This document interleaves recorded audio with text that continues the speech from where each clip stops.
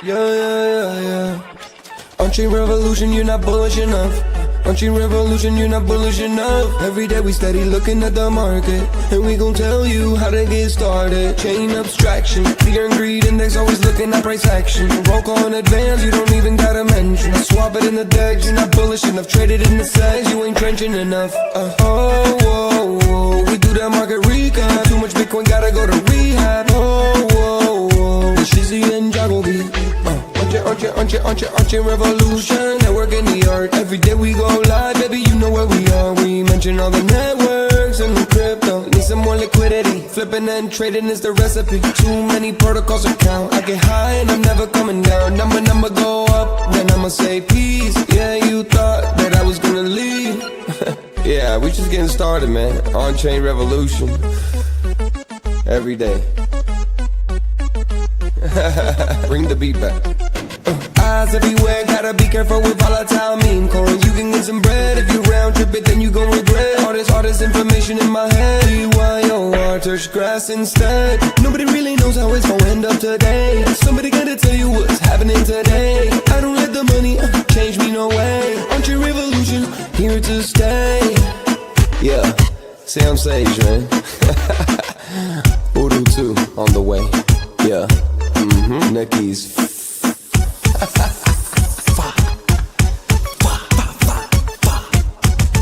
Yeah, OnChain revolution.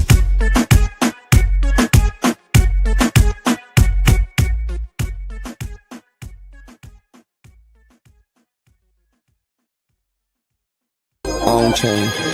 Hey, OnChain revolution. Bitcoin not an illusion. Market recap, then I do a roll call. You're not bullish in the vocal. Look at the price action, change. Yeah, send it to the deck.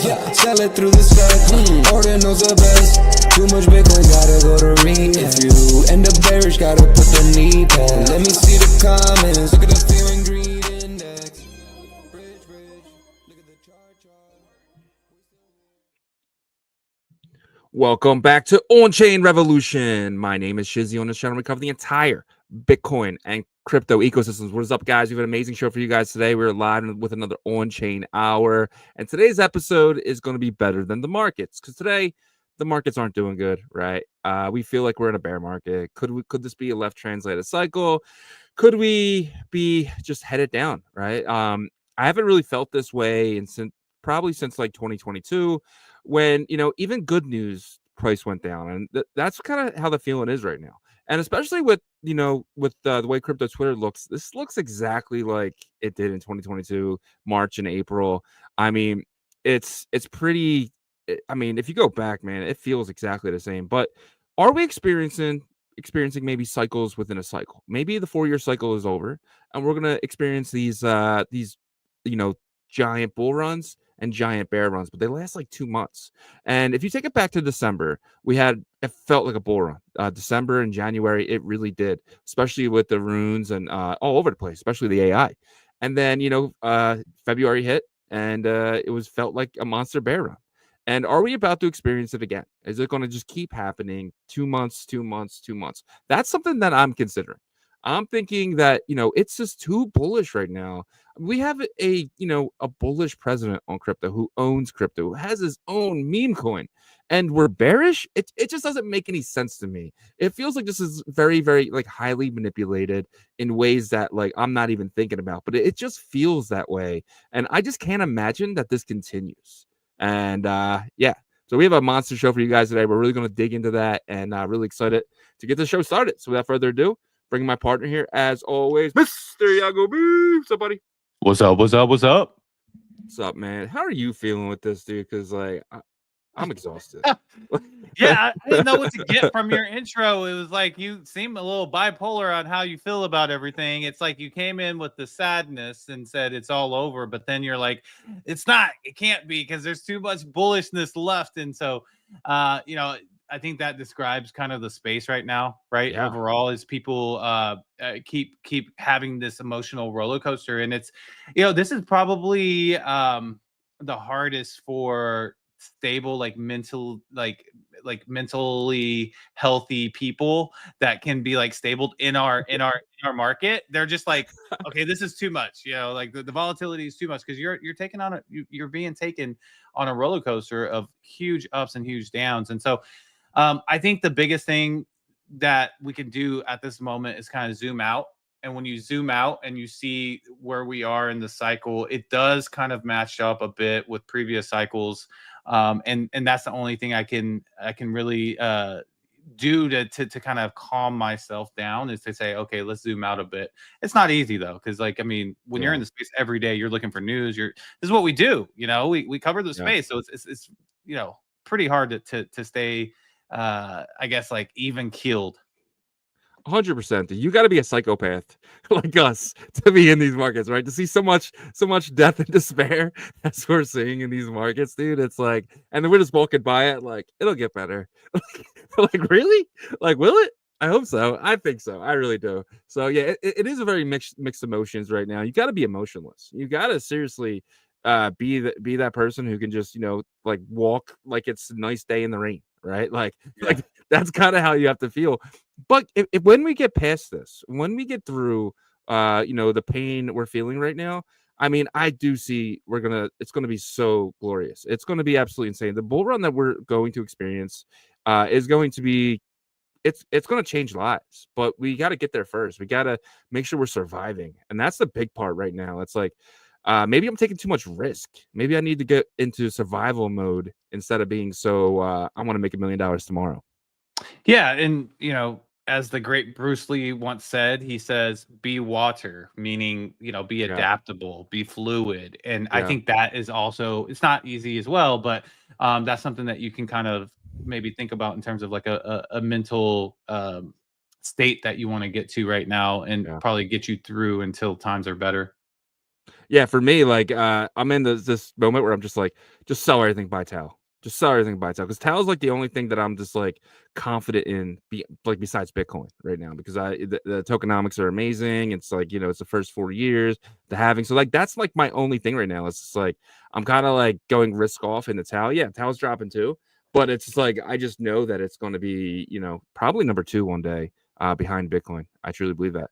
But so wait, real quick before we move on, is your 700K prediction out the window for this year, or are you still no? Well, you still feeling it?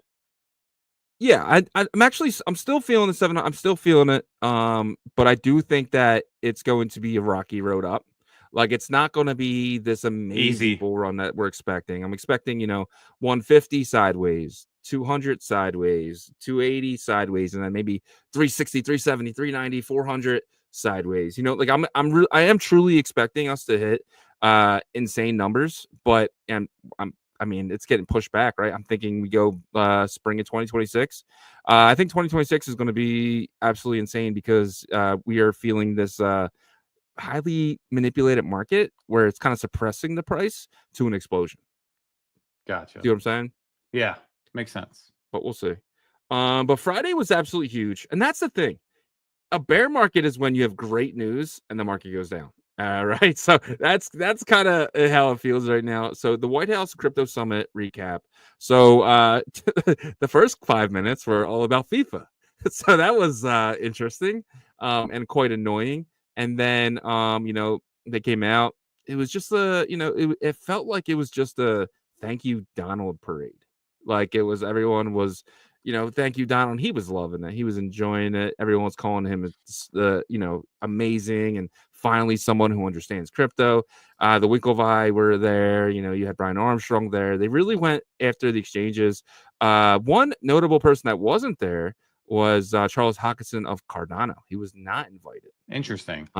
Yeah. So he jumped on a plane to Japan, all pissed off. So he's tweeting in the air. So I don't know what that was about, but yeah, you really just had the exchanges and a few notable people and a lot of the, you know, the Trump administration.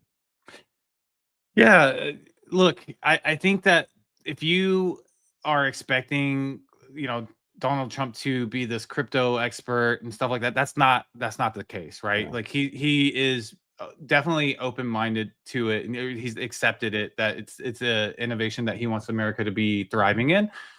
which is, a drastic difference between his first term whenever he was against Yeah. it. But again, it has to do with the people around him, right? Mhm. So the people around him are really pro Bitcoin and crypto. So for us as an industry, even though it didn't do much for the price action of Bitcoin, it's like setting the building blocks, right? So Yeah. more and more of these events that happen, it's a bullish thing, right? It's just meaning that, like, they're gonna build, the framework's gonna be friendly to builders in our space, and probably needs to really slap the hands or the cuffs on the criminals, right, in our space. Hopefully they focus on that as well. But the more events that we have like this, the more bullish it is for our industry. Even though it might not seem like it's making a huge difference at the moment, it will once the macro environment gets better. I promise. Like that's how I feel, at least. I could be Yeah. wrong there, but this is a bullish thing, even though it seemed like a nothing burger. Yeah, I agree. This is definitely bullish. It's one of the bullish things that ever happened. I mean, we had a crypto summit at the White House. I mean, can you imagine that 4 years ago? Like, No. it's just crazy to think we're really getting there. David Sachs is really someone who's really pushing, this agenda of of Bitcoin and stuff. They asked him straight up. They said, "Would you consider selling other cryptocurrencies to buy more Bitcoin?" Because one thing that Trump did say during this whole thing is President Trump orders the U.S. government to explore new pathways to buy more Bitcoin for the reserve. He didn't say more crypto. He said more Bitcoin. And they asked him, they said, what are some plans? And one of the plans could be sell down everything else, right? They have a lot of USDT. They have a lot of a couple other stable coins. They have a lot of Ethereum. And they have a lot of other assets that they've been just accumulating through arrest and seizures. And so they basically asked him, like, we need to find more ways to buy Bitcoin. How is that possible without spending taxpayer money? And he was like, potentially sell down Ethereum, sell down the Solana we have, sell down all the USDT and buy Bitcoin, which is definitely bullish for Bitcoin, not bullish for altcoins. Yeah, not bullish for altcoins, but I don't think it's gonna make a huge dent into Yeah. those altcoins. Maybe the ones that they have a ton of supply in. But I think that if anything, it's bullish for the overall space, really, because they're just showing how important Bitcoin is, and Yeah. and whatever the sovereign wealth fund ends up being, they're gonna add some blue chips to that and stuff. However they decide to do that, I don't know. They have to Yeah. be careful, right? Because it's like they're not going to use tax-paying dollars to do this. Yeah. So they have to be creative and figure out how they will add more, and they have to take their time with that because there's not an answer right now. So Yeah. 100%. All right, let's go into the topic of today, which is the 2025 crypto bull, unpacking the wild ride of mini bull cycle. So I've been thinking about this, probably the last couple of days. So in November sparked a bull run like no other. December was insane. It was absolutely massive. Not for everything, but for AI, runes had a great run. Ordinals were starting to come back. You really saw the makings of a bull run. January hit. You saw the first week very bullish, the second week really bearish, and then so on and so on for another 6 weeks. So you saw 6 weeks of bull, 6 weeks of bear, and that kind of leads us to till today. Do you feel like potentially we could be sitting on a bunch of these 2 months bull, 2 months bear type of cycles? I think we just need to get out of this transition of a poor macro environment, as well Yeah. as transition of the most powerful country in the world is Yeah. switching, administrations. That's been the biggest, like, shock and awe to the world, right? And I think moving out of this first Q1 is going to be the most important thing, right? Because, like, January 20th was a huge change. We're almost 2 months out of that. But what can get people to stop focusing so much on that, right? Maybe like the macroeconomic environment better. How do you get that, though? You got to kind of play the Fed carefully here, because you want Yeah. rates to go down. You want them to cut. So you kind of have to make it seem like it's worse than maybe it really is, or maybe it is that bad of an economy to get them to kind of force their hand, and then bring interest rates lower. And that always is a great environment to really have growth for the economy. Yeah. and then that can play very well into kind of, starting off, or I would say like that would probably happen like at the end of Q2, get through summer and a great end of the year. Maybe, I don't know what the game plan is, but it seems like there could be some chess being played here. Yeah, 100%. And you're dead on. This is not a crypto thing. This is a macro thing. Actually, there you go. You see my screen? Yep.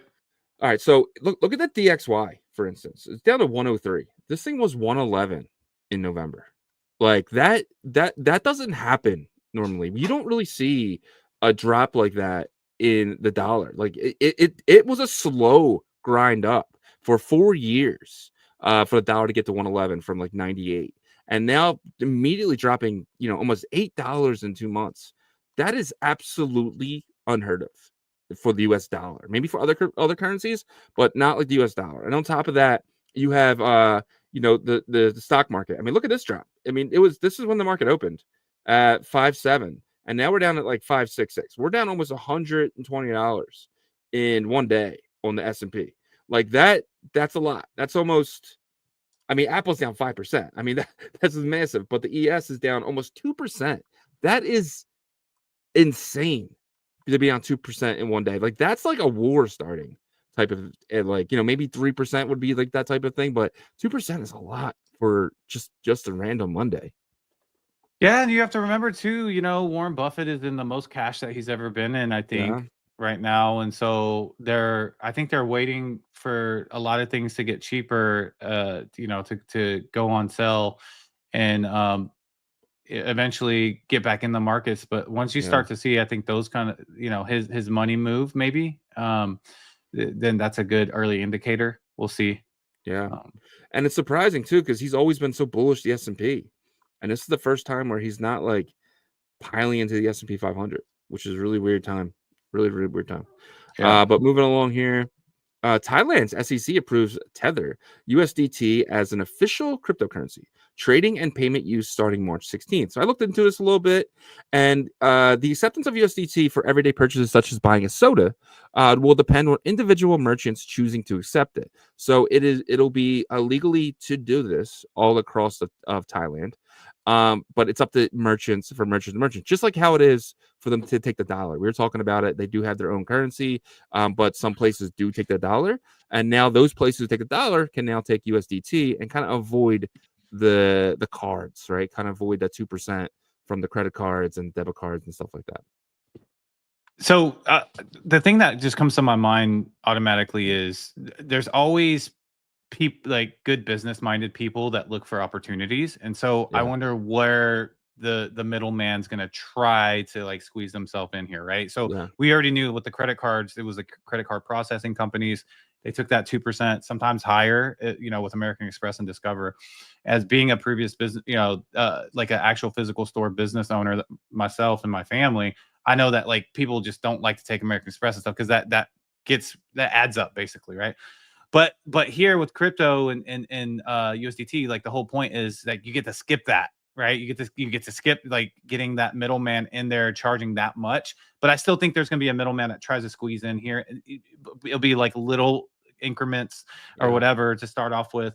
And that's going to be what I want to watch. But in terms of USDT and Tether, this is huge, right? Because now you get to see kind of like a test pilot of like actual commerce and stores and businesses utilize your stable token and see like how popularized it becomes. Because if it does well in Thailand, I imagine the other countries around there, you have Malaysia, you have Singapore, you have like countries that have like good GDPs and stuff like that.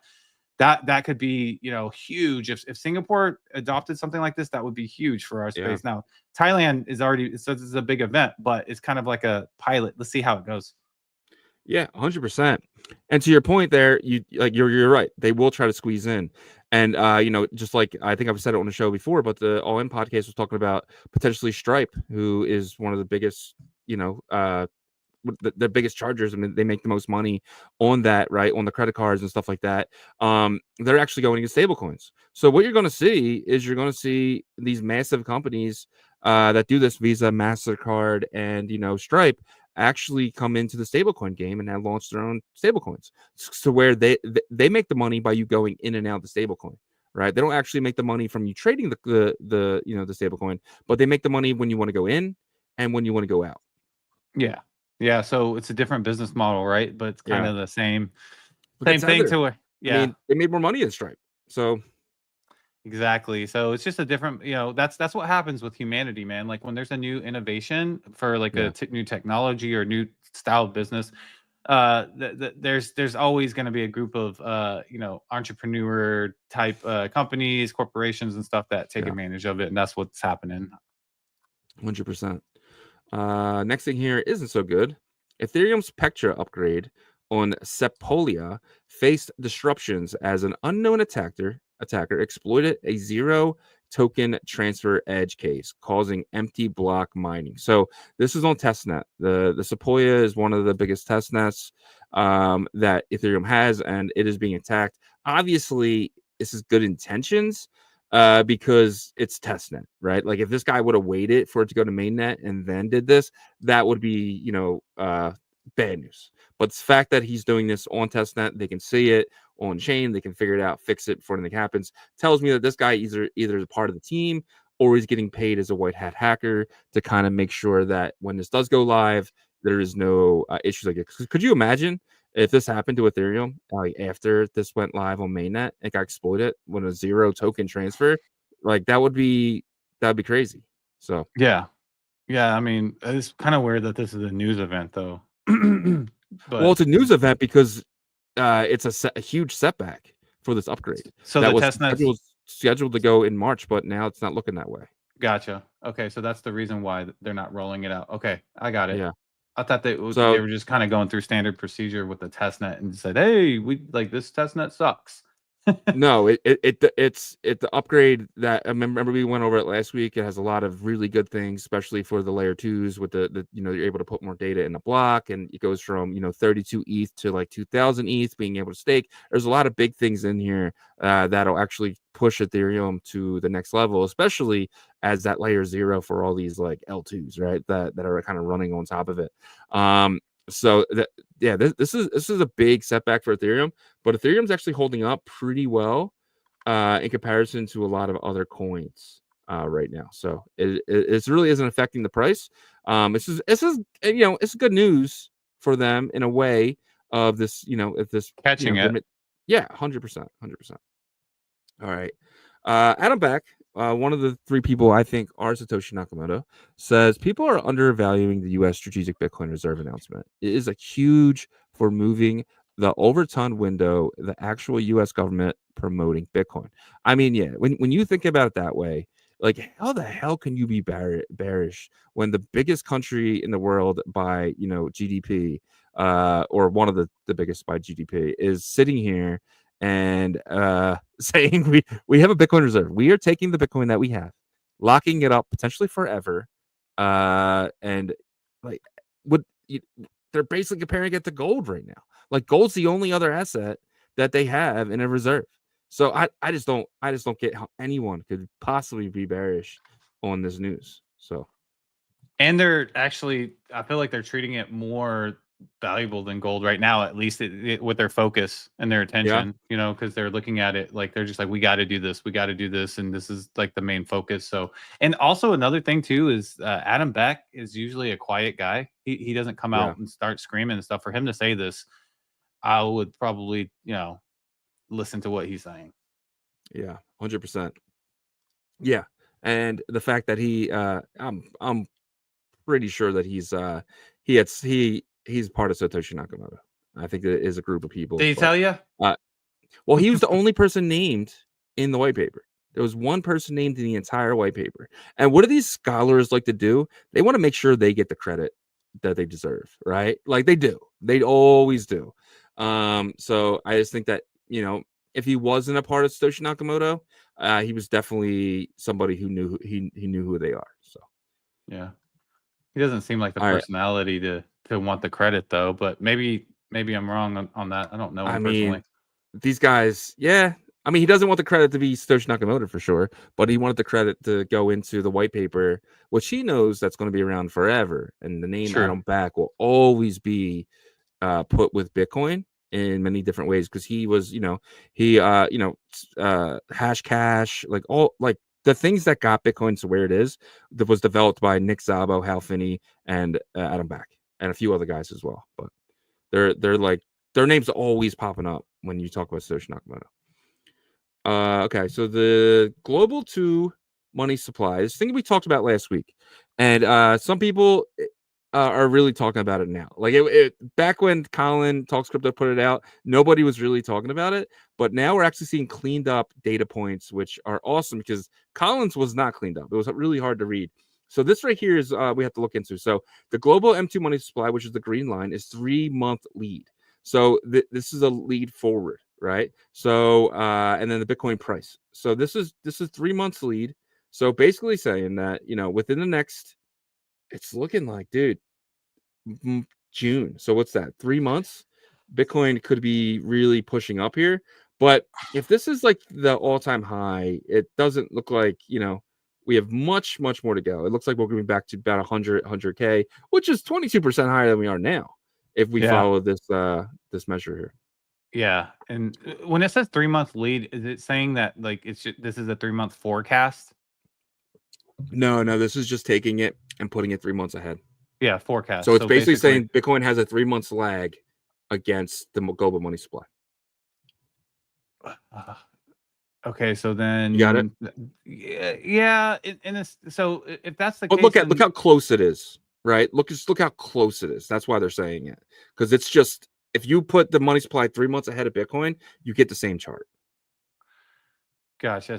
So then basically Bitcoin still has further down to go if it follows it, to the T there, and that could have, if it's a 3-month lead, that means for the next 3 months it's going to be doing that, right?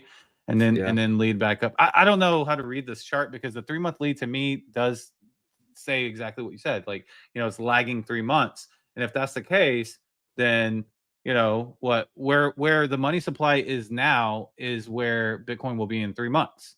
So June, July, August, then we're going to be down in August. No. So April, May, June. Oh, sorry. April, May, June. Yeah. April, May, June. I don't know where I got that from. I was looking at their thing. Okay. Yeah. April, May, June. Yeah. So by June we'll be at that bottom of that chart then, right? Yeah. Which, could we have our first ever Bitcoin summer?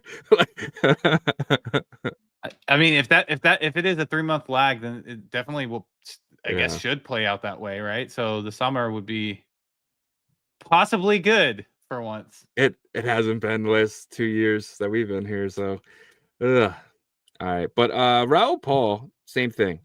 Another guy who is driven by these charts, right? He posted the same thing. He said, let me bring his tweet up. He said, this too shall pass. Crypto is still feeling the tightening in liquidity from the stronger dollar and higher rates in Q4 2024. That is almost done, and the financial conditions are easing fast as M2 is headed back to new highs. This is just a regular correction. So, again, same thing. It is a 10-week lead. That's what his chart here is 10 weeks ahead. And if you do put a 10-week lead on the money supply and put it up against it, it's the same thing, right? And this is the Bitcoin price right here. So we do have some room to go down, which we did, because this is looking like it's 85 or 90, and we're here, right? So we've hit pretty much the bottom, 79, 78. I mean, this is 60, so it could go down a little further, maybe 70, and then before we build back up. But it is good to look at. It does get me a little bullish.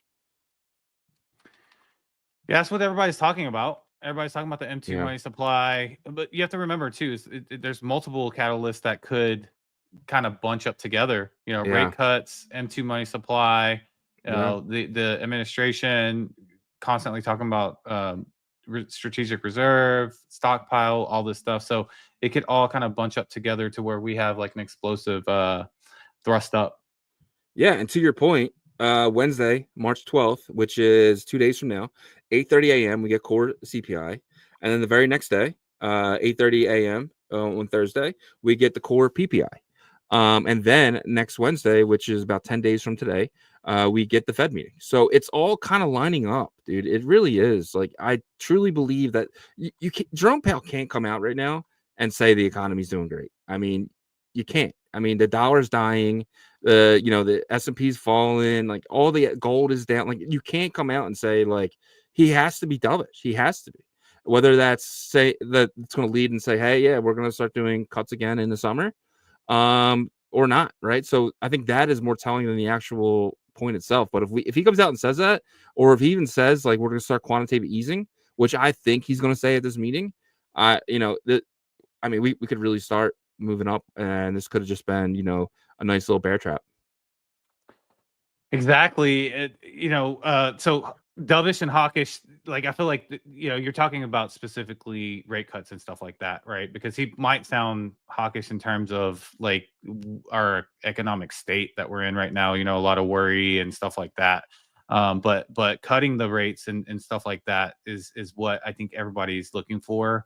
And I think a lot of us expect it, but it's a different expectation this time. It's almost an expectation out of like you can't deny it. You know what I mean? Yeah. Like you can't deny that this is what's probably needed. And so it's like there's no way around it basically. And I think that is a positive in terms of where things can turn here in the next week or so. 100%. This is something that came out on Friday that nobody's talking about, but the U.S. regulators says banks can engage in crypto activities. So there's no more like, hey, we need approval, nothing like that. They officially gave all banks the go ahead to engage in crypto activities. It's on, and that was something that was talked about on Friday that nobody's really talking about. So this could be absolutely huge. It could be huge, and they also were given the green light to stake Ethereum, I believe. Yeah. Or to be a validator, sorry. To be a validator. Yeah. To act as a validator. And I think that's huge. Huge. Obviously, they're going to go through all the risks and see if it makes sense. But if it does make sense, then we could see like a viral effect. Yeah, and the banks are going to love Ethereum because banks are one of the bigger buyers of bonds, and they do that so they can get basically they stake the bonds, right? In the same way they do Bitcoin, you basically are same way they do Ethereum. You hold the bonds, you get at the end of the year you get an interest. You get 3 to 4% APY. And same thing with Ethereum, you get 6%. But Ethereum actually has something the bonds don't have, and that's potentially the number go up. So imagine holding an asset that can go up 300-400% in a year that we've seen, right? These are data points, and you can also earn 4 to 6%. Yeah, you wouldn't buy as many bonds as you would do. You won't buy as much Ethereum as you do bonds, but in that same way, you might actually put 1 or 2% of $100 billion in. Yeah, they might have to look at this as like a timing situation, right? To where you don't have to buy as much Ethereum as a typical like bond, right? Because you feel like in that year it's primed to go up in value as well as earn the emissions from validating or the interest from validating. So it's going to be interesting. There's a whole new game here, a whole new business model for banks, which I think they probably been itching for like new business models because their existing models have kind of dried up, right? Because like when the economy's tough, it's like no one's going to be taking out loans. They can't even get people approved for loans, So this is going to be big if it goes, smoothly. Yeah, 100%. All right. The last thing here before we gotta get into the fear and greed, Barra, it's a tweet from him. He says Bitcoin drops 5% as X goes down. CT can't cry anymore. So that was pretty funny. X went down, and then you saw Bitcoin go from 81 to 78 in like that time frame, right? Like that was crazy. It's actually still down for that. FYI. Is it? It went down again. Yeah, it's down right now. So probably people are having a hard time getting into the show too. It's all good. Yeah. Oh yeah, that's probably what it is. I didn't think about that. But yeah, so and that's the thing about this is like I think Elon has a button for when Bitcoin drops. He's like, just nix it just for a little while. And we can't hear him cry anymore. No more crypto tears on X. No, I'm just playing. Well, let's get into that Bitcoin fear and greed here, the crypto fear and greed. The last week was a 33. Yesterday was a surprising 27. I don't know how it was 27, but it was today. Dude, it's bad. It's bad. It's I'll give you a hint. It's about 40% lower than the 27 it was yesterday. Woo! Oh my gosh, where were we at? Like 16? A little higher. We're at 20. Okay. So yeah, it's pretty bad.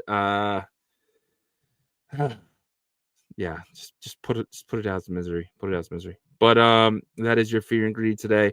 But let's kind of get into the Bitcoin price action and see exactly where we are as X is down. But this is brought to you guys by Artura Finance. Artura is getting ready for their paper trading competition. Their site is up. Go to it. Open a wallet up, make one trade. We actually did a tutorial video, and it's probably going to go out today or tomorrow. It's really simple though. You can just go to the site right now, just collect your testnet BTC, connect your testnet USDT, and make one trade because that'll put you in the raffle. It's stupid not to do it because you can end up winning and you put no effort into it. It'll seriously take you 10 minutes. Go to Atura.finance right now, connect your MetaMask wallet. It'll automatically put the testnet for Botonics and everything you need. Just do it, just get it done. And potentially, if you do participate in the paper trading competition, which is going to be starting in a few weeks, you're using, that USDT that you get, and you're going to be trading it and potentially winning bigger prizes. They want to enrich their community, guys. They want to be bigger than just a leverage trading platform. They want to actually be the next big DApp in Bitcoin. And I truly believe that this is one that could be. And you guys get free tokens, free access, everything. Go play with it. There's nothing to it but to do it. But that is your tour. Yep. And guys, before we get into the Bitcoin price action, if you could help us out on the YouTube side, just hit that like for us, subscribe to the channel, and turn your notifications on so you know when we go live on the X side, if you're available to even be in X. If you could share the space for us. I see X is still down right now, so you could keep trying. Eventually, it'll come back up. But on the abstract side too, if you could share the stream, we would greatly appreciate it. But let's get into some Bitcoin price action here.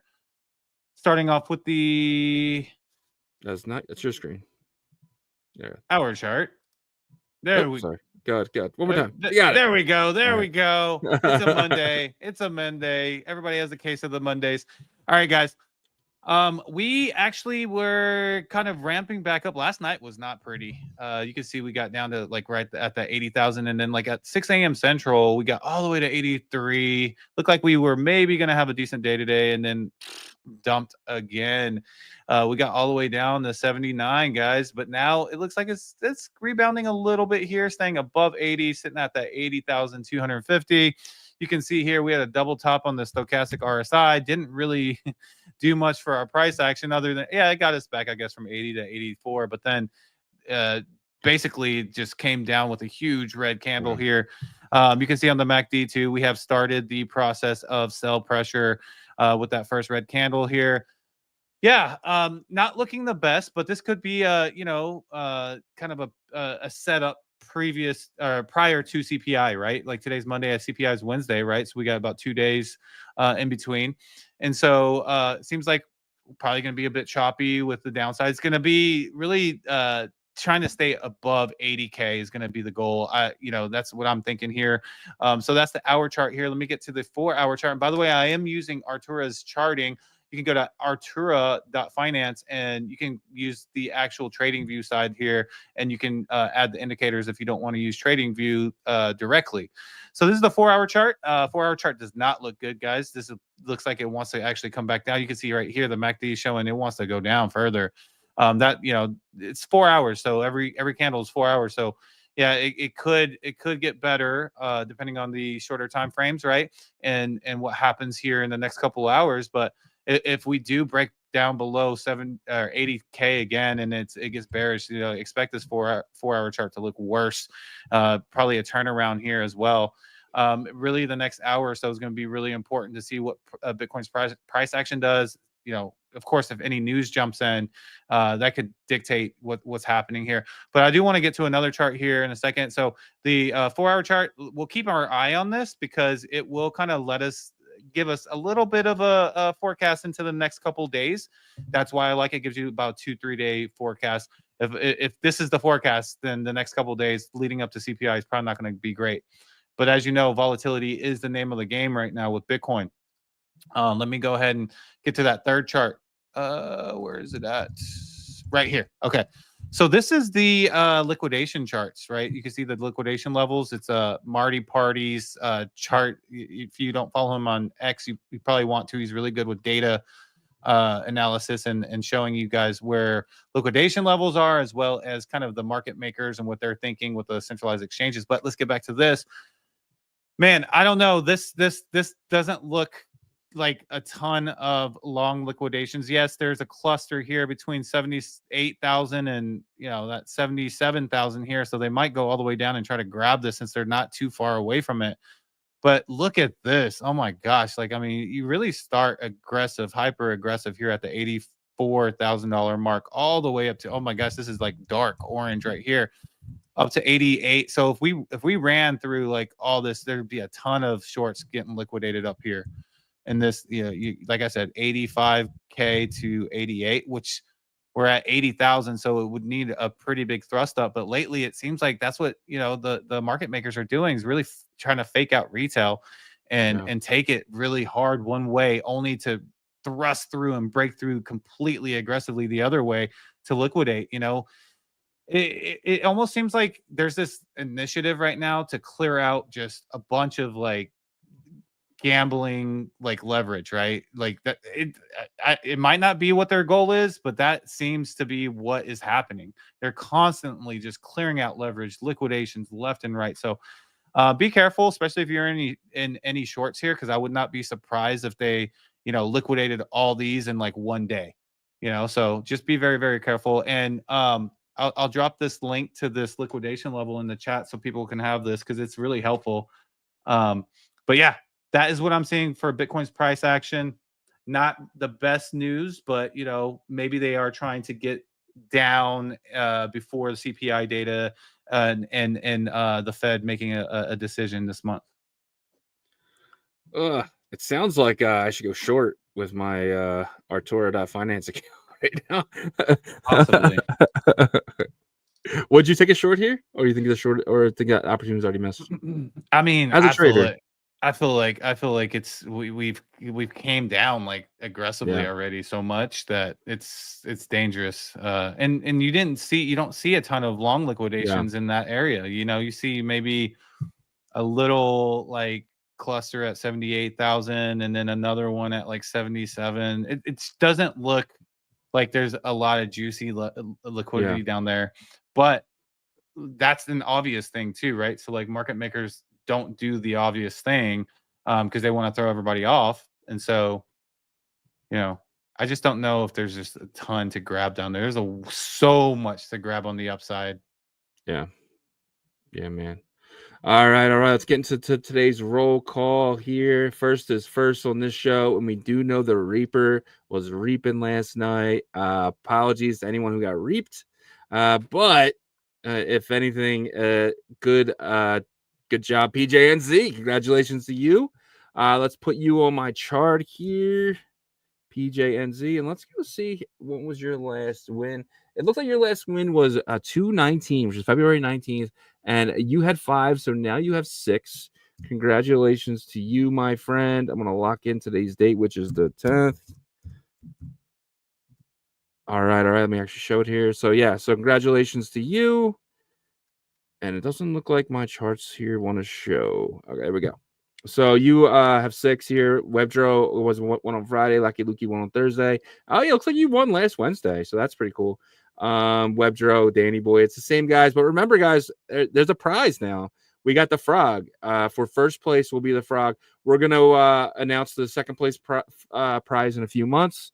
And then the third place prize in a few months after that. But we're doing 3. So all you got to do is be first, second, or third on this list here. And right now, if it would stop right now, it would be Webdrome first, Danny Boy in second, and it looks like PJNZ. It looks like you would take third right now. So yeah, guys, there's still plenty of time. We have about 4 months. No, about more than that, like 10 months. Yeah, 10 months.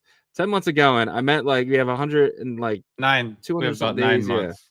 9 months. Yeah, there you go. So plenty of time, guys.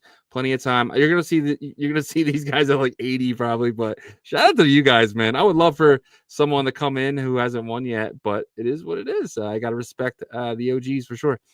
And then we have PJNZ says, did the Reaper strike? It looks like it did. And Webster says, yeah, you got it, PJ. Nabob is here. Shout out to Nabob. Every day last week, man. You're definitely someone who Been came on in fire. right as we did the change. You're definitely one of our new guys. Appreciate you, my friend. Glasshopper is here. Shout out to Glasshopper. Choda is here. And then my guy, Big Rod, feels like a bear market. There's opportunity at these prices. Far as I'm concerned, we're still in a bull market. So he says he feels like a bear market, but he thinks it's a bull market. I think that's how everyone is feeling right now. Yeah, for exactly. And this is the difference, right? Is that it feels that way, but we know kind of the timeline, right? Yeah. So, well, yeah, we'll see. Superfan says, GM, I walked on death and despair. Yeah, I mean, I can't always be that bullish, the only bull in the room, right? Sometimes I have to sink down a little bit and be a little bit bearish. So I'm very short-term bearish. Like I'm definitely sitting here and just, I don't think March is gonna be a great month. that lights out green month that everybody was talking about March 25th, right? Like March 25th was this big day supposedly, and you know who's been like getting it, like he's overly positive on crypto Twitter, and he's kind of been missing the mark, is Jason Williams. He's like calling like 100K, 120K last Friday, and I was just like, oh gosh, you keep. But bro, you have to understand his life. He lives on a beach in like North Carolina or something like that. He probably looks at the crypto price in the morning, makes a tweet, and then goes and enjoys his rich day. Like he was an Ethereum miner back when that was happening. He was burning tires. Like that's how they're making the energy. They're burning tires and using that energy for Ethereum mining. And that's actually Anthony Pompliano actually invested in that, and they sold it together, and that's how they made like insane amount of money. So crazy. He's like rich. And before that, he had like a medical device business. So he's just been buying and selling. He has like hundreds of millions of dollars. This guy, so when he makes predictions, he doesn't care about the short term whatsoever. Steamy J is here. DJ Sats is here. Says GM-GN. That is a nice leading indicator. What do you think he means there? GM-GN is a nice leading indicator. He means okay, next week global M2, but that is just wishful thinking. Is it though? Those charts look freaking similar though, bro. I mean, you could say that the M2 supply is like one of the most accurate supposedly in terms of the markets, but there's just so much that like is going against like traditional history right now. And it's so weird. But Yep. PJNZ says, did the show start 1 hour earlier this time? So we in the US have this stupid thing called daylight savings time. And as of Saturday night, the clocks did something. I don't know. But the new time we start is 3 p.m. US. What is it? Not US. USDT. What is that called? 3 p.m. USDT. USDT. UTC. So we start 3 p.m. UTC now. It was 4 p.m. UTC. So so I don't know. I'm sorry. This is just how it goes. Sopefully this is the last one. Hopefully Trump kind of wakes up today all pissed off and just goes, executive order gone. But who knows? DJ Sat says starts in 30 minutes. No, man, we started now.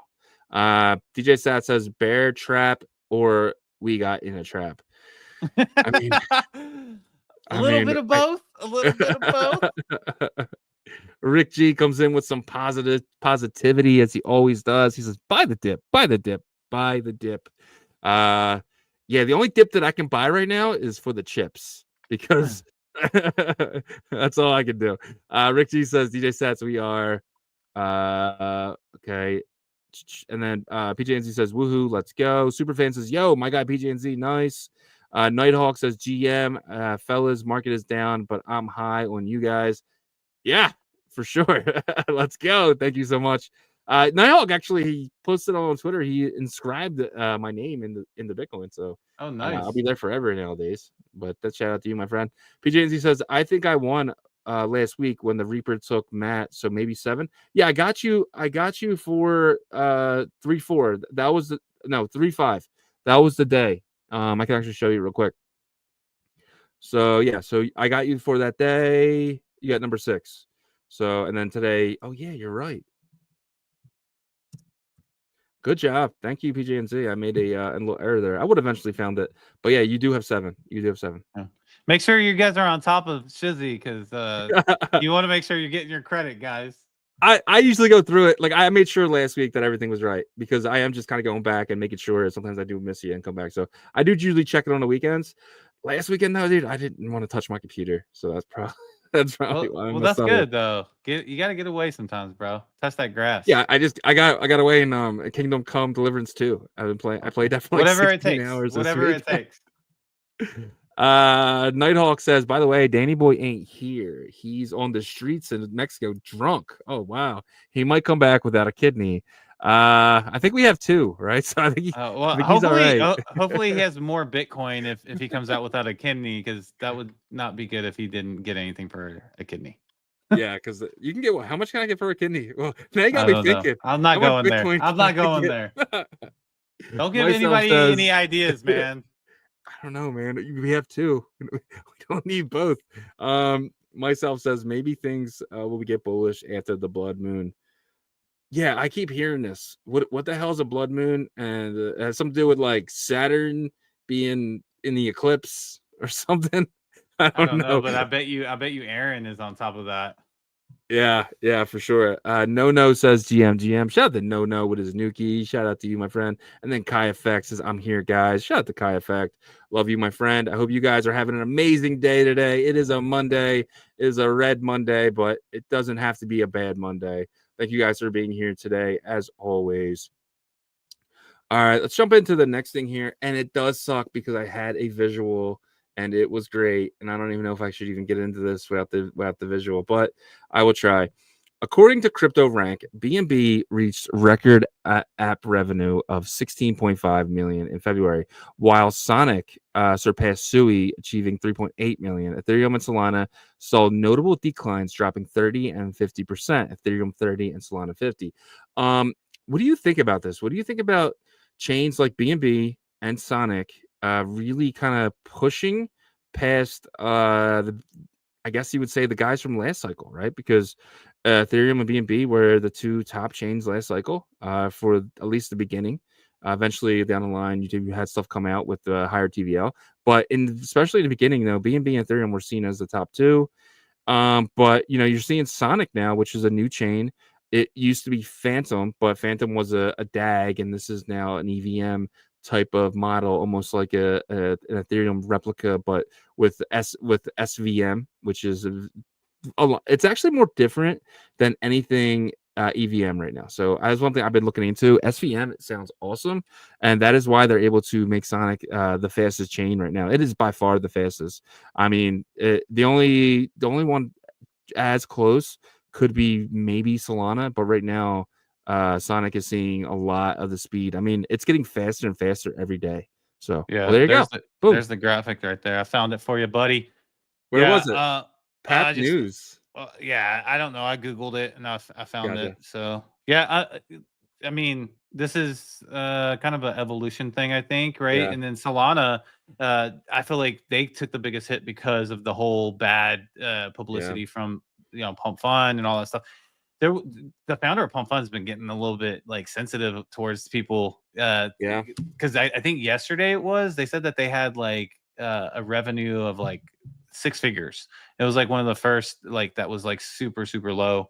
But you can see it, starting to shift. I think it's a good thing because we got to get this, we got to get back to some sort of like hodl culture, right? Like we got to, get away from just the, literally 5-minute, trading mentality. I get it. If you are a good trader, you can go in and out of stuff. I respect that. But like, if that's the entire space, then that's going to be a problem, for longevity. Yeah, for sure. 100%. And the next thing here, again, I had a Twitter Bitcoin yearly returns since 2010 visualized, and this is a tweet from Miles Dusher, but I can't show the tweet, so we're just going to skip this one, and we'll head to our Bitcoin ecosystem topic of today. Odin takes a major hit the last 4 days. We seen Bob come out on Friday and say we did not get hacked. Friday was a mess. It was a bloodbath over there, but the weekend was not any better to Odin. Odin really took a hit on Saturday and an even bigger hit yesterday. You've seen Dog all the way down to 7 million, bouncing back here right now to about 13 as the last time I checked. But I'll get the updated chart here. But what do you think about Odin? 10 million now. About Odin right now. It's really got punched in the gut here. It was the number one, the number one place to make money and number one fun last week, and now it's kind of being really kind of hit hard. Yeah, it did get hit hard. It got hit like pretty like I would say the hardest was yesterday and the later second half of Saturday, because of what happened on Friday, right? But it was expected. I expected it to happen on Friday, and it started happening later on that Saturday evening and then yesterday. But it did recover, like you said. It got really low in terms of Odin Dog's market cap, got to 7 million, and then some whales started realizing that this was a value buy, and then they bought that back up, and some of the other market caps started to rise back up. So what do I think about this? I think it's very similar to the I would say like after 2 weeks, 3 weeks of when they first launched. Because when they first launched, there was the testnet. People were excited about it. People were getting codes to get in, all that stuff. Odin Dog started going up in value, and some of these other top tokens, Ghost in the Node, all these started getting more attention. And then like people were complaining about their deposits, right? They were just like, it's taking too long. Some people, it took like a day or longer. They were sending tickets in, and it kind of put a stamp, or sorry, not a stamp. It put like a stop to the momentum, right? Of that. And I remember like Odin calmed down for a while, and I didn't hear too much about it. I would glance every once in a while. I was like, I left my like whatever I bought. I was just like, okay, whatever. If it goes to zero, that's fine. I'm just gonna leave that and see what happens. And I got preoccupied in other ecosystems with like Tau, with like Abstract, other stuff, right? Bitcoin's layer one stuff. And then, about 4 weeks later, like it's thriving again. So I think that they're going to go through something similar, and they're working on updates too. Like that's the thing about what Bob and his team are doing really well, is that they, every time there's a stop in momentum, they utilize that time to add more features or add something new. So the next, rumors for the next features that are going to be added are the OG runes, and then also P&L stuff for your individual portfolios. Also, he's talking about adding, like creating possibly like a DEX that's a little bit separate from the pump fund model, which I think would be huge. I think that would be really big. Now, the biggest variable here to me is the Be Life guys, because they're really good at like connecting, marketing, bringing attention to whales and liquidity, and that's what I think happened for that recent run up, and I think they'll do it again. So that's where I stand on it. Yeah, 100%. So let's just say you're sitting on $1,000 in Bitcoin. You put it in there. You're waiting for something. What would you do if you're sitting on $1,000? Would you go in now, or would you wait, or would you start like maybe dabbing your toe? Like, what is I guess my question is the market bottoming here, or do we have some more room to go? I think personally, and I could be Yeah, it's your completely personal wrong. opinion. Personal opinion. Is that like I do think it's it's bottomed here. I do think that, Yeah. I would also look for established communities. I would look for for example, like Sparks sticks out to me because they're really involved with the Be Life. There's like some crossover there. They have a prominent X account that has like 70,000 followers. They have like spaces. They're connected with like, whale communities, I'm sure, and just communities in general. Ghost in the Node is something that I look at. It's dropped up and down, but it's really kind of gone from like all the way down to like, I think it got down to 200 and something thousand yesterday when things were really bad. All the way, it's gone to like 1.2 million. But the thing that keeps me with that one is supposedly like there's someone prominent in the ICP community, possibly Dominic Williams. I don't know. That's the rumors, as well as like a caffeine AI product that's supposed to be tied to that. All this is just research and stuff that it hasn't been made official or anything by some of these teams. So I look at stuff like that. Like the stuff that I'm staying away from is stuff that like doesn't have like an established community but was hot like a week ago, maybe like market cap wise, but it pulled all the way back, but doesn't really have like a Telegram that everybody goes to and talks to. Like Pep Odins to me has a Telegram that everybody goes to, and it's growing. It's like 700 people. Plus they have products. So I look for stuff like that, and I hope that people start looking for stuff like that, so we can get back to more of like this hodl culture rather than just in and out like every 2 seconds. Yeah, I agree. But you know, if this is a pump fund model, right? And we've seen with pump fund that they don't hold shit, right? Like even with Dog Whiff got destroyed. Like even the top ones, they ran hard and then they're down 90% on the day. So it's just like I will disagree with the Dog Whiff stuff because initially, like I think the pump fund model definitely has this kind of like what you're talking about, but it got like extremely like multiplied once the Trump token launched. It literally it went from like, yeah, it's super risky over there, but like you have your winners that like sustain their market cap to nothing is sustaining anymore. It's like just straight up like up huge and down like so like I want to be honest here, like the Trump token completely made pump fund, which was already extremely degen model, like way worse. Like after that, it was just way worse. And so here, you know, that's why I'm excited if he does build like a separate DEX as well, and maybe some staking or whatever. You got to add more than just this pump fund model, but also maybe like, you know, have strong communities in the top ones. Yeah, 100%.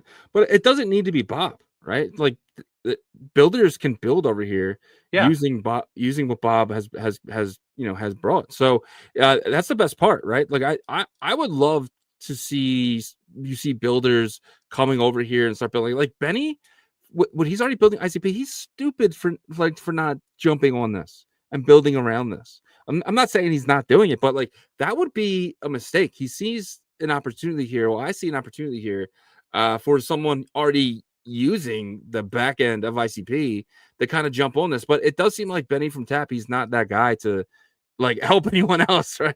It's not like that. But Benny has an opportunity. Benny could be that DEX, right? And you know, he could do a partnership where you're able to do tap tokens. Right, we already see that Bob came out and he said potentially down the line we're going to add BRC20s, which got Block really excited.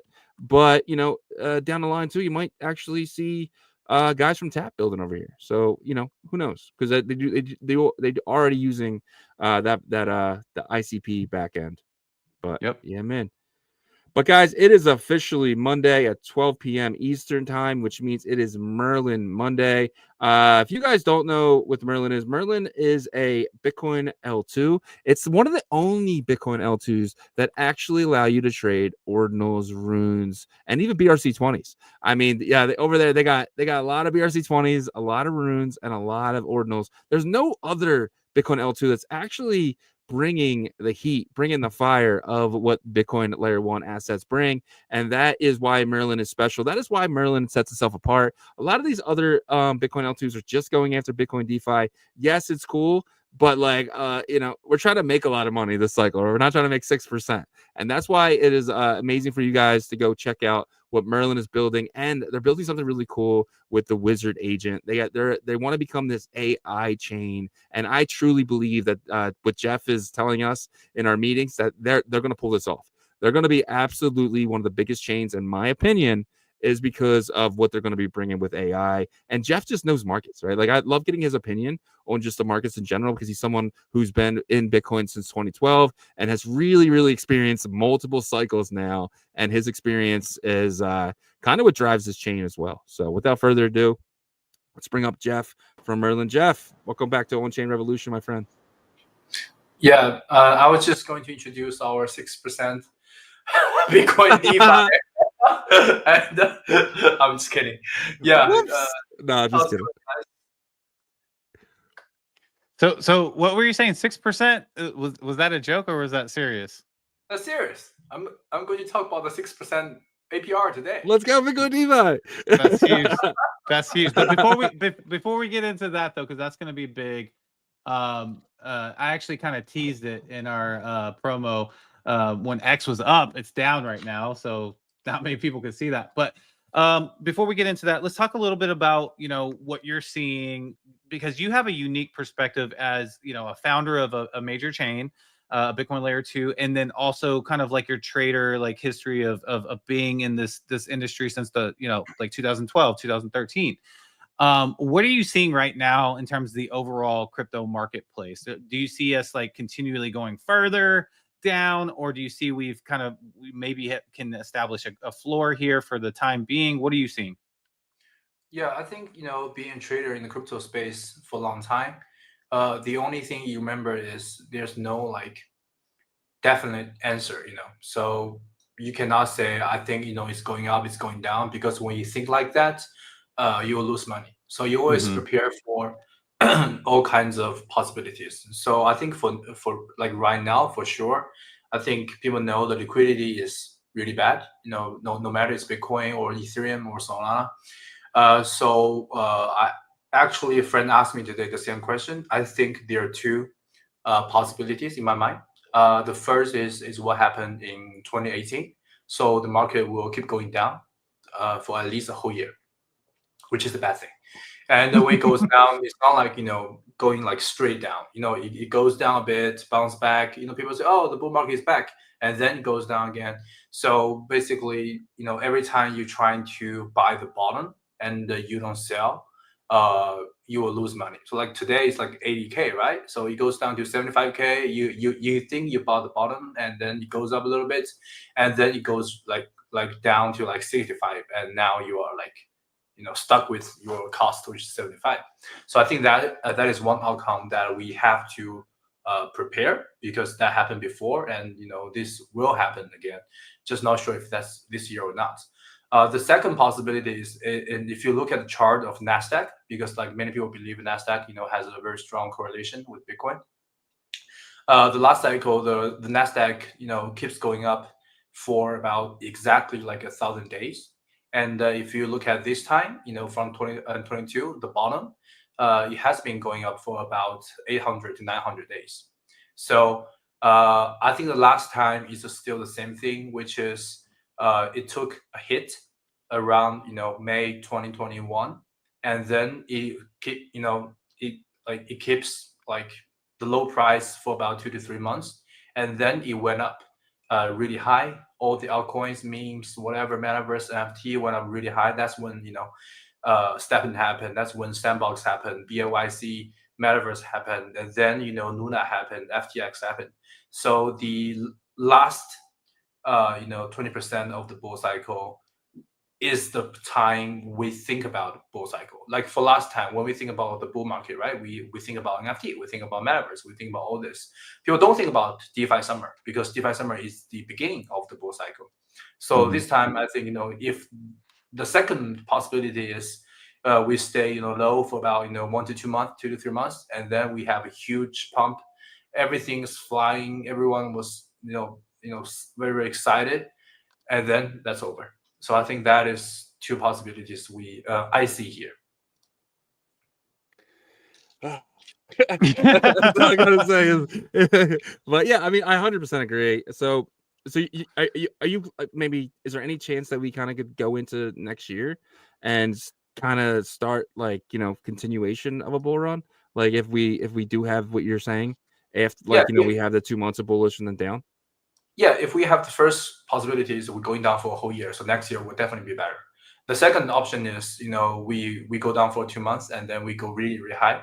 But, at that time, it's just like, in China, we call this the fishtail, which means like, if you look at whole fish, the fishtail is like really small. It's like 1/4, 1/5 of the fish, right? But people like, I haven't tasted it before, but people say fishtail is like the most delicious part. So when the bull market is, the last 1/5 time is the craziest, most formal, like what happened in late 2021 and early 2022. Like Luna went up to 120, Solana went up to like 250, like something like that. Yeah. 2017 was similar too at the end of the year, I think, because like the beginning of the spring had a good little pump up, but like the end of the year was like the best part. But okay, cool. Like I mean, I'm down for that second one. I don't know if I could handle the option number one. Of course I could survive, but it would definitely be it would make everybody stronger that stayed here. That's what I'll say. Yeah, because it's just gonna be boring. Like people have nothing to talk about. Exactly. We'll But find something. we We'll have find to. something to talk about. Exactly. Well, let's get into the first thing. Let's get into, because I want to save that 6%, because I think that's a huge, juicy new thing that Merlin Chain is bringing. Hell yeah. Let's talk about the AI product, if you don't mind. How far along are you guys with this framework, and what is that going to look like when it rolls out? Yeah. So first, we have been building the framework for about like 3 months. We're putting like a lot of effort and depths into that. So basically, the framework, it's like the foundation that we can build consumer apps on top of it. So for example, the ability to get information from off-chain and on-chain, source. So for example, like what are people talking about today on Twitter, right? Like which token or which platform is like the hottest, who are talking about it. And so basically this is like the ability of like AI XBT, and also the ability to get data from the on-chain, different chains, different on-chain protocol, like what token has been trading on Solana, Bitcoin, BNB chain, Merlin. So and also the module to to tune the prompt for the AI. So for example, like if you guys are trying to build an AI agent for on-chain revolution, so you have Shizzy, you have Yagobi, right? You have two different AI, and you want to make these people just like you guys. They have the same attitude, same knowledge. When you talk about like certain things, like Shizzy will say 6% BTC fire is just total scam. I'm just kidding. And Yagobi is focused on different memes coin on different platform. So you want to build like the two different agents, and you won't build them without code, because people don't want to learn code. And prompt engineering is not easy. It's not like AI coding is easy, but prompt engineering is not an easy thing. So in order to make ordinary people to build their own AI agents in their ways, just using like typing different words. I think that these things are basically a framework, is for, and that's why we have been building this for a long time. And from now on, we can ship out AI products, faster and quicker. That's why we want to bring out the Merlin Wizard first, because many people are not familiar with different chains. For example, if you want me to use like Sway or Aptos, it's gonna kill me because I haven't used their wallet at all. But before I was trying to get some airdrops from their chain, and I learned for a long time, not trying not to be scammed, trying to avoid all these like fishy websites. And but with Merlin Wizard, basically you go to that page, which is our official website, and you can do everything there. So the first version, it got delayed, sorry, but it's definitely gonna be alive this week. So the first version will be purely information. So you want to ask him, how to bridge in, how to bridge out, how to swap, where do I stake my Bitcoin, where do I lend more stable coins, which tokens are popular on Merlin. So it will be giving you all this information. The second version will be about 1 to 2 weeks after first version, will be the on-chain data. So you connect your wallet, it tells you how many assets you have in your wallet, how valuable they are, what's the liquidity behind that. You want to ask about the token holders, the whales of top 10, top 20 holders. What's the change? Is like who is that address? Is that address a central exchange, or is that address LP? And are they selling? Are they buying? So all this information you can just by asking the AI, because before I would say 99% people don't know how to read on-chain explorer, like like Merlin scan, like if you go there, you probably it takes like a long time to get into the data, and sometimes you just got like confused. And the third version will be about like 1 to 2 weeks after that, will be executing your on-chain like different orders. So you want to buy something, you want to sell something, you want to do anything, you typing, it doesn't only give you the information, it also just like creating the signature, not signature, creating the transaction for you. So all you need to do is look at your wallet pop up, make sure this is something you want to do, and then you sign. Because like before, when Merlin, well, like last year, we have like 50, 60 different dApps. You have to go through every one. You have to learn, right? That's why people watch your show. But after that, with AI, I think people don't need to just do all this step by step. How to connect, how to stake this. the AI will do it for you. So I Yeah. think that is like the ultimate goal for any on-chain products or layer 1 or layer 2, because people don't have patience and knowledge to learn everything about you. They just want to, deposit, trade, and make money. Yeah, that's awesome. So let's just say, can I go into my wallet and say, hey, when did I buy Hoo Cat? And Yeah. it'll go and it'll tell me the exact date, so I can avoid like going through and exploring and stuff like that. So that's because going through the Explorer is pain in the ass, even with Yeah. Ethereum or like BNB chain. Like all these explorers are pain in the ass. Yeah.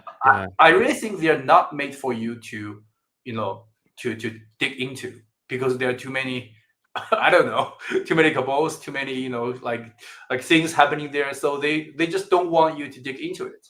So I think with AI, it will definitely tell Shizzy when you bought who, how much money you spend and how much money you lose. So it will give nice. you that's awesome. So P&L is going to be a part. I could prompt them and say, hey, what's my P&L for Hoo Cat? And he'll tell me. Yes. Oh, because, dude, that's huge. Even for me, I don't know my PIL on chain, because I bought like 10 times, I sell 2 times, and then I forgot how much money I paid. Dude, can it read multiple chains? Like, will it just be eventually second version? Second version be multiple chains. Okay. Yeah, Awesome. multiple chains is our frameworks for. So we are actually having 2 chains on board. They will be using our framework to build their own AI infra. I'm not sure if they are going to disclose they're using ours, because people want to look good, because just using ours white label, right? Yeah. People just don't want to, but this is not what we're trying to do, because we don't charge them, and we want them to be integrated with us. We want to have their data as well, because for Explorer you need whitelist to get the API to use them freely. Like normal users, when they go to the Explorer, they only have like 10 times per second or 10 times per minute. But if you have the API, you can get all the data like you want. And most chains don't want to give API to other people. You just need to build up your own RPC. So we want to work with them closely to get all these data, and hopefully this framework can be something big one day. Love it. So will every user have access to it, or is it going to be like gated, or what's the approach? Every user. Yeah, every user. Yeah. Will there be potentially down the line maybe premium services that you have to lock up some Merle? As a Merle holder, I would love that. Yeah, I mean, you have a good idea.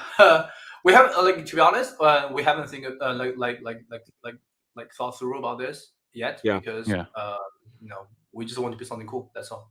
Yeah, and it's a little tough to make that decision, because you can have the approach that Google had, which was like make something useful and get as many users as possible. Then like eventually like the revenue comes with that, like in some way, versus like gating it and it being amazing from the beginning. And so both can work, but I think that like in the very beginning, to get it popularized, you got to have it opened up, in my opinion. Yeah. So yeah. But yeah, I love that. I love every breakdown of every phase, and I'm going to be definitely utilizing that. Okay, so now let's get into the 6% BTC, and I think this is a one thing left. Okay, go ahead. So we'll be sharing the ability of the AI framework to the DApps on Learning First. So sooner you will be seeing other DApps like BTC.farm, they will be using the framework as well, because we have been like these 3 months we've been building. We understood, it's kind of hard for a startup team to build stuff like that, because like people thought using AI will be easy. Yeah, the consumer will be easy, but the developer, they need to have their database. They need to get many servers. They need to get all these data from different chains, from different sources, on chain and off chain. Like imagine how much is a Twitter API. It's about 100K per month. So if you want to get the enterprise API, the pro is about like 5,000 per month, but the enterprise you need to pay much more. So like all these costs, I don't think that is for the startups. That's why we are going to share this ability with learning the apps first. And yeah, I think that is like last part I want to talk about the AI. And the BTC5, yeah.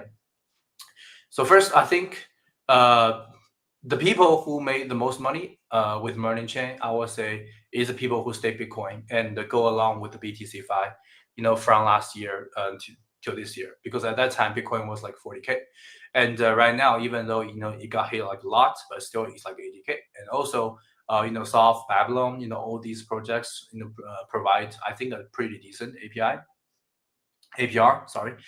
So that is why we want to keep building the BTC5, because like even right now there are still 17,000 Bitcoin on Merlin doing BTC5, but the trading volume for meme is kind of low. So I think we want to fulfill people's need, no matter you are a retail user or whale, just because you love Bitcoin. And the number is, if you currently are doing BTC5 with for example, Soft Jupiter program, you can stake and you can withdraw anytime you want. I mean, in the meanwhile, it takes about like 7 to 10 days to withdraw, because they have to get the funds from Solana. But basically, you are gaining yields on Bitcoin based value, and also you are participating, to provide LP for Jupiter, which is like one of the most highly traded place in crypto. So I think the past 3 months their APR is about 12 to 17%, to 17%. So this is pretty good for Bitcoin. Basically, even Bitcoin drops like 10%, you are not hurt at all. So we want to bring this with the proof of stake on Merlin. So I think Solve is going to be like one of the few first batch prover for Merlin. And if you sign the contract online, you can use their different staking program to earn APR. For example, like their Soft BNB program is about basically using your Bitcoin to get airdrops from Binance, which means free money, and you instantly sell all these tokens to become your APR. So you are still holding your Bitcoin and you're getting more Bitcoin.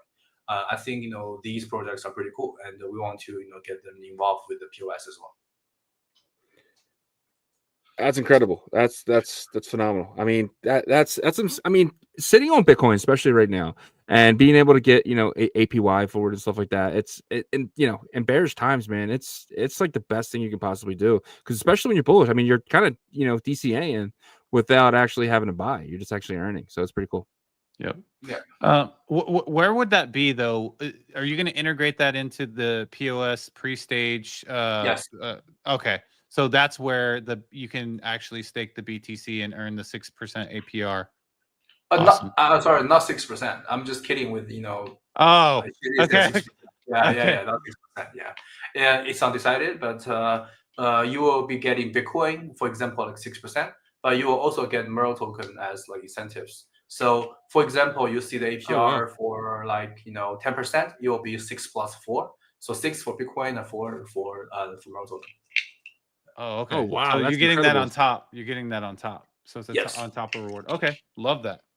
When do you think that's going to roll out? Are you guys still working on that, or it's going to take some time? We are testing the smart contracts, but I think the tech side is fully ready.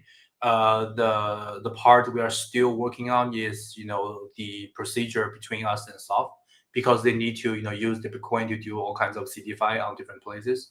So we have to make sure all these procedures are safe, because lots of hacks happened. None of that happened on Merlin, so we want to make sure all these things are secure. Definitely. Okay, cool. So guys, we will update you guys as soon as they update the community on when this is going to be available. But I think this is going to be a big opportunity. I'm definitely going to be preparing for this. All right, so we knocked out the AI and the adding BTC to the proof of stake model here. Is there anything else from the Merlin ecosystem that's new? Because we covered a lot already, but just curious. Yeah, I think for right now, I don't have any new updates. But I think we'll roll out with more AI products with different builders. But to be honest, right now the builders are kind of silent. People are losing money, and TG doesn't make them rich. But yeah, I think if you build like last year, you will be having some great results. Like I think Solve and Avalon, like all these projects are doing very well. I think Avalon is going to list it in like a week, and so it's never too late. You can always start building now. 100%, 100%. And you guys got to remember, Solve started on Merlin Chain. That was the first kind of place that they started. And now they're on Binance and all this stuff. So we know some builders that are building in silence right now. Super excited about what they have, relating to ordinals and NFTs and stuff like that as well. My last question for you, and then I'll pass it to Shizzy if he has any. But it's this is kind of like not a typical crypto question. It's more about your experience. You've built Web2 companies from the ground up and turned them into multi-million-dollar companies and sold them off and stuff like that. What is harder, building a Web2 company or a Web3 company? And are there any similarities or differences? Because you had 1,000 employees at one point, I think, right? Yeah, 30,000 employees. Okay. To be honest, personally, I want to build a Web2 company again, not Web3. Probably just because last year has been really like exhausted and hard for me and our team. But also, like I always share like real stuff, so I don't want to to make up an answer for that. First, I think in Web2, we have been trained that the key to success is to be friend with your users. If you are a friend of your users, if your product is like people are like love to use, you will be successful. Like Google, Amazon, Facebook, Instagram, like all these products. That's what we have been trained for. Be friends with your users. And in Web3, I think it's more like a PvP because everybody wants to make money in a short period of time. And like mathematically, if you see something go up really high and then go down and then go up and then go down, that means half of the money, I will not say half of the people, but half of the money are making the same profits that the other half of the money are making the same loss because it's it's a buy and sell, right? But the thing is, you cannot satisfy everyone. You are at least letting half of the people down, and I think that pushes all these projects to do things like having a fake CEO, not talking to their community all the time, and make some money and then disappear. You see 10 projects listed and you see 9 of them are not even building after a year or like even half a year. So I think in Web3 is kind of different, and I would not say it's all bad. I'm just saying sometimes it just pushes you to do things you don't want to. So but in Web2 it's very very like simple and naive. Just build something cool, people will love you, and you can grow revenue, grow users. So I think it's very different. And also it's because crypto Web3 is kind of still on like it's not like mature, it's not very very developed, regulated. But that's what happened in the past 10 years. So yeah, that'll be my answer. Do you think like mass adoption fixes this? Do you think like us onboarding 10 million people a year for the next 10 years fixes that? Or do you think it's still going to be PvP? Or do you think like, because there's one solution to like onboarding, and I think that's gaming. Gaming is the biggest way to onboard people from Web 2 to Web 3 because you basically can own your assets that you work so hard for, right? Like I'm playing a game right now, and it's like after I'm done playing it, I waste all that time, but potentially when I'm done playing it, I could sell that. So do you think mass adoption and maybe crypto gaming can solve the Web 3 problem?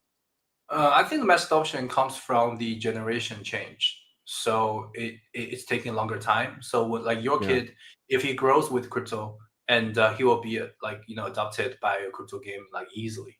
Yeah. Just like the internet babies, like like we like when I was in elementary school, I play games. I know PC. Most of my peers don't even have a PC in their home, but I have them at that time.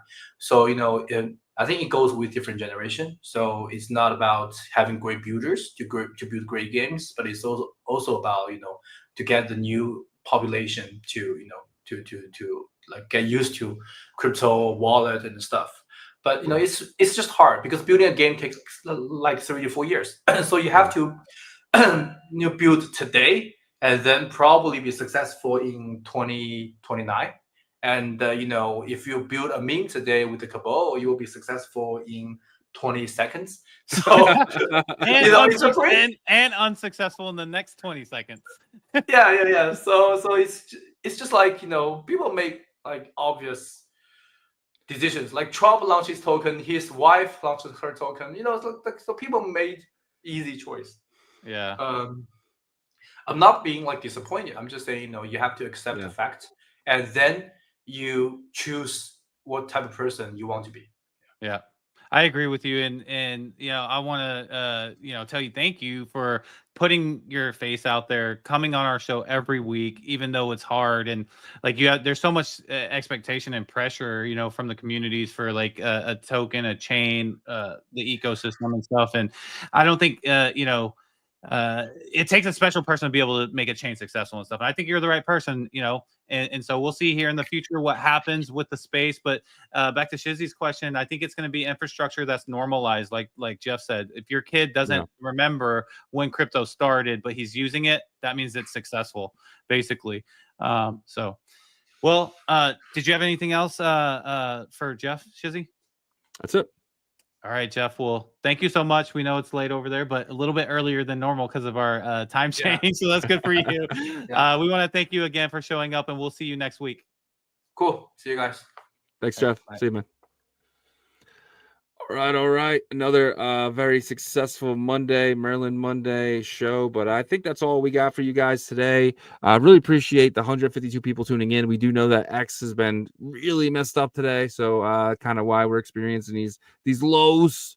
But it's not because you guys quit. That's not the reason. That's what I keep telling myself. You guys did not quit the crypto markets. You're taking a little break, but we appreciate you guys tuning in with us. And we're not going anywhere. We're going to be here every single Monday to Friday. It's now 11 a.m. Eastern, 10 a.m. Central, 8 a.m. Pacific, and it's now 3 p.m. UTC for anybody. Just making sure. I'm going to say it again later, but it's going to be 3 p.m. UTC for anyone overseas or any other place. So, yep, absolutely. And you know, be like water. You know, adjust, but like for me, be like water. No, but I'm staying in the game each and every day. I'm gonna keep learning because there's gonna be a pivot point, guys. There's gonna be a moment where the light switch turns on, and we're gonna just look back and be thankful that we hung around. But yeah, unfortunately, X is still down right now. But we do appreciate each and every one of you guys that hung out with us for this long, and we appreciate Jeff again for always joining us. And you know, I think you guys should be appreciative to that too, because not often that you see like a founder of a chain just be like so transparent with you guys every week on camera and stuff. But if you wouldn't mind checking out our partners, greatly appreciate it. Emblem Vault is going to be the interoperability tool for Ordinals. You're going to be able to jump your puppets, your node monks, your frogs from Bitcoin layer 1 to Merlin, Bitcoin layer 2 to Abstract to Base to multiple different environments, including Solana. Emblem's going to be doing huge things. They're partnering with Merlin, other projects in this EVM ecosystem, and like I said, eventually SVM as well.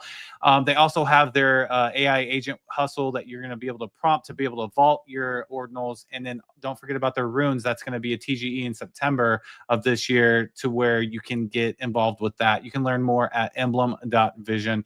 And BetBTC is the predictions marketplace for the Bitcoin ecosystem. All you need is an Xverse wallet, some Bitcoin, and 6 blocks, and you can start placing bets in their markets. They just added the 10-minute markets, guys. So if you want to bet on Bitcoin going up or down in 10 minutes, you can do so on their website.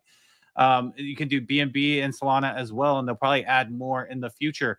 They're going to also add the feature of create your own markets, which you're going to be able to earn 1.5% of the total volume of bets placed in your custom market. So super excited about that. You can learn more at betbtc.win. And Artura Finance is the perps and leverage DEX of the Bitcoin ecosystem. They're going to be launching on a Bitcoin layer 2 very, very soon. But right now you can test out their platform with their test net. If you visit artura.finance, you can claim 10,000 paper USDT and Bitcoin there to start messing around. All you got to do is make one paper trade and you get your address entered into a raffle to win some future TGE tokens. You can learn more at artura.finance. And Fluid Tokens, they are the first to offer staking on Bitcoin Layer 1. They've had 2 dog go to the moon staking vaults, which are now closed up, but the second one you'll be able to unlock at the Bitcoin 2025 conference in Vegas during that time frame at least. And if you are a founder of an Ordinal collection, or you etched a rune and you have an established community and you want a staking vault for your community, reach out to Raul, which is the CTO of Fluid Tokens, and he could get you a staking vault set up. Don't forget, they also have the Aquarium tool, which is going to be the interoperability between Cardano and Bitcoin, as these guys are amazing UTXO devs, guys. So you can learn more about all this at fluidtokens.com.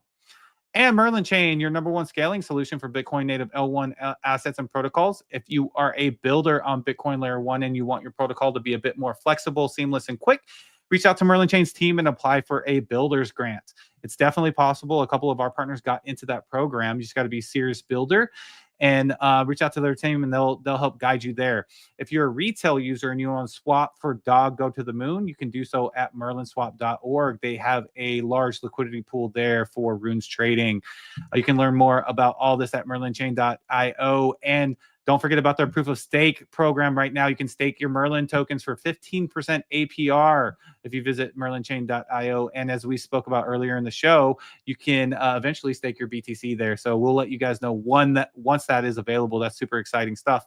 And don't forget about our integrated partners in Foxy AI, building the metaverse on Bitcoin called the Bitverse, and their first-person shooter game called Clan Wars, which I think we're going to pick it back up with our live streaming next week. We'll give you guys more information on that.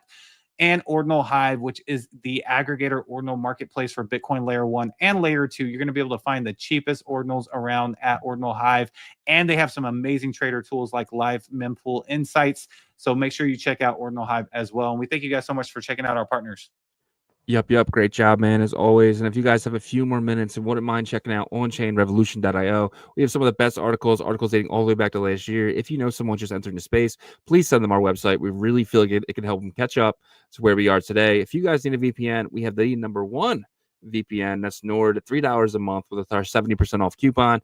Do not be going to these websites with your IP hanging out. You don't want that. I don't want that. Your IP address could actually lead to your address, guys. Don't do that. Use an IP when you're going to any site, really, any site. If it's not Nord, there's free ones out there. Go get yourself a free one, but get a VPN. Every single person should be worried about their privacy. Do not do it to yourself. Get a VPN. If you guys need tickets to Bitcoin 2025 Las Vegas, it's going to be fun. It's going to be exciting. Hopefully, we're all not poor by then.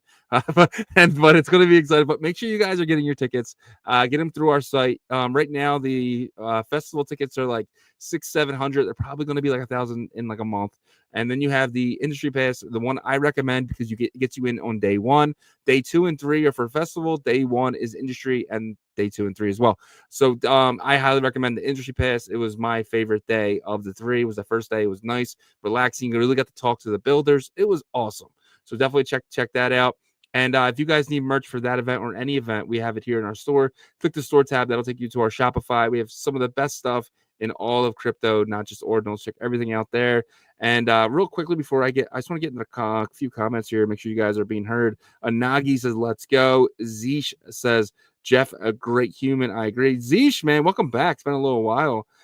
Claudia Yu is here. Malam Yuri says, missed most of it. We'll definitely watch it. You're probably somebody who fell into the line of the time zone. I apologize for that, but hopefully you can catch up the rest of the week with our new time. Z says, great answer. 2030, things will be very different. World Economic Forum, IMF, one digital currency. Yeah, we'll see. But shout out to all you guys, man. I see Cheaty in here. What's up, Cheaty? And then Big Rod with the best comment of the day. Anyone who doesn't hit the like button isn't a real degen. Coinbase buyer at most. Yes, guys. So if you're an OnChain buyer, hit that like button for my man Big Rod. But guys, we are live Monday through Friday, 11 a.m. Eastern, 10 a.m. Central, 8 a.m. Pacific, and 3 p.m. US. I keep messing up now. What is it? UTC. UTC. Check us out, man. The USDC. UTC. That is now 3 p.m. UTC. Check us out all week, guys. And on that note, peace.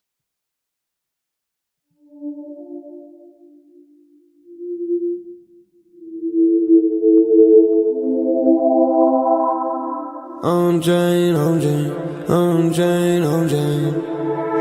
OnChain revolution roll call. Market recap. You're not bullish enough, no. You're not bullish enough, no. Look at the price go. Bitcoin controlling. Why you still coping? Price action rolling. Don't fall for bear trap. Swapping indexes and putting it up in the sex. I can take profit right now. OnChain is where I be now. You can never look back. They don't want you to know. How did the market react? Fear and greed gotta adapt. Now we bridging the tokens and marching the network right now. You know how crazy we are. Nookies are savages now. They know how crazy we are. Chain abstraction, main attraction.